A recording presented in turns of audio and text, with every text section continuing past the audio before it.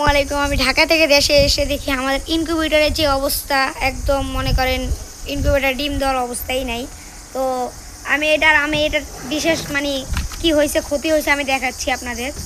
আমার এটার ভিতরে যে কন্ট্রোলারটা আছে, কন্ট্রোলারটা নষ্ট হয়ে গেছে বসে থাকার কারণে। আর আমার এই যে বড় ফ্যানটা আছে, এটার দাম প্রায় 400 টাকার মতো, এটাও নষ্ট হয়ে গেছে। যে এটা এই জায়গায় থাকে ইনকিউবেটরের। তারপরে এটা আমি লাগাবো। তারপরে আমার এই যে 3001 মডেলের টেম্পারেচার কন্ট্রোলারটা নষ্ট হয়ে গেছে, এটা আমি নতুন এনে লাগাইছি। তারপরে আমার অনেক লাইন কাটা শুরু হয়েছে আর কি, খোলা রাখা যাওয়ার কারণে ইঁদুর অনেক ক্ষতি করছে। এই যে একদম আদ্রতার মাঝে তার নষ্ট হয়ে গেছে। তো আমি এই ইনকিউবেটরটা পুরো ঠিক করে তারপরে আমি সেল করতে চাই। যাদের লাগে আমাদের কাছ থেকে নিতে পারেন। এই যে আমি নতুন কন্ট্রোলার লাগাইছি, সব নতুন করে আবার সেট করব। সেট করে আশা করি সামনে ভিডিও পাবেন। তো এটা বিক্রি করা হবে। এটার সাথে আপনি পাবেন ডিম রাখার জন্য একটা স্ট্যান্ড, এই যে কোয়েল পাখির ডিমের জন্য একটা স্ট্যান্ড।